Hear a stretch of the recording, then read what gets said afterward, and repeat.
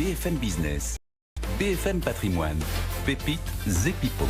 C'est Xavier de Buren qui nous attend du côté d'Inocap Gestion. Bonjour Xavier. Bonjour Cédric. Vous nous proposez ce matin de jeter un œil sur ASML.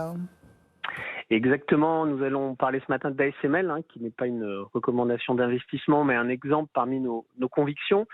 Il est vrai qu'en 10 ans, cette entreprise néerlandaise a construit une domination technologique tout à fait unique dans l'industrie des semi-conducteurs. Le groupe est le leader mondial de la fabrication de machines de lithographie, ce qui permet de graver à une échelle nanométrique des circuits intégrés sur des galettes de silicium, qui sont bien sûr la base de toute fabrication de semi-conducteurs.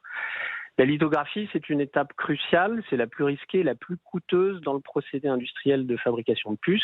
Il est donc essentiel pour les industriels du secteur d'avoir la technologie la plus fiable, la plus précise pour s'assurer de la qualité de fabrication, bien sûr, mais aussi de l'optimisation industrielle. Et les besoins en performance et en consommation d'énergie des appareils technologiques ne cessent de progresser, et donc ça implique des composants électroniques toujours plus efficaces. Ainsi, la miniaturisation de la gravure est essentielle car elle permet de densifier le contenu des puces, elle permet d'augmenter leur capacité de calcul et elle permet un meilleur rendement énergétique. Et aujourd'hui, ASML est en situation de monopole sur les technologies de gravure les plus avancées. Elles sont basées sur la lumière ultraviolette notamment. Et ces machines sont les seules au monde à permettre une échelle de gravure aussi infime, aussi précise et aussi rapide. D'accord. Et d'autre part, le savoir-faire d'ASML simplifie et raccourcit les étapes de production et elle améliore les rendements d'environ 10%.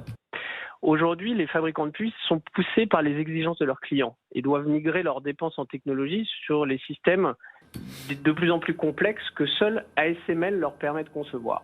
D'accord. Donc aujourd'hui, on a un groupe qui détient 100% d'un segment clé de la fabrication de semi-conducteurs. C'est un marché qui est dynamique, bien sûr, qui est en croissance structurelle, qui est favorisé par l'explosion de l'utilisation de la data, des besoins de connectivité à travers le monde. Pour vous donner un chiffre, ASML estime qu'aujourd'hui, le nombre d'objets connectés va passer de 40 milliards d'objets à 350 milliards d'ici 2030, ce qui vous donne une idée de la dynamique de ce marché. D'un point de vue financier maintenant, l'historique d'exécution est tout aussi remarquable. ASML affiche 20% de croissance de ses ventes par an depuis 2016, des marges brutes de 50% et une création de valeur tout à fait soutenue. Il n'y a qu'à regarder le retour sur capitaux employés qui est supérieur à 25%. L'exercice 2020 enfin a montré la résilience du groupe, malgré un environnement économique dégradé. Le chiffre d'affaires de 14 milliards d'euros est en hausse de 18% par rapport à 2019, avec une marge d'exploitation qui est passée de 24 à 30% sur l'exercice. L'activité a généré 3,6 milliards d'euros de flux de trésorerie disponibles qui ont bien sûr plus que couvert les dépenses d'investissement et le versement du dividende. Dans le même temps, c'est un groupe qui n'a pas de dette et qui a annoncé un programme de 6 milliards d'euros de rachat d'actions sur 3 ans.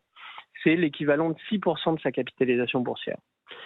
ASML dépense en moyenne par an 16% de son chiffre d'affaires en recherche et développement. C'est des montants qui sont très importants, ça représentait 2 milliards d'euros en 2020. Et ce qui fait que son avance technologique aujourd'hui nous semble difficilement attrapable un jour par un concurrent. La visibilité est excellente, avec toute la production 2021 qui est déjà vendue, 11 milliards d'euros de carnet de commandes et la nouvelle génération de machines qui va être lancée en 2025 pour un prix de vente unitaire supérieur à 250 millions d'euros. Enfin, si on regarde la valorisation, elle reste raisonnable compte tenu de la qualité du groupe, de son positionnement qui est unique aujourd'hui, son profil de croissance. En effet, le consensus attend une hausse des bénéfices par action de 20% pour les 3 prochaines années.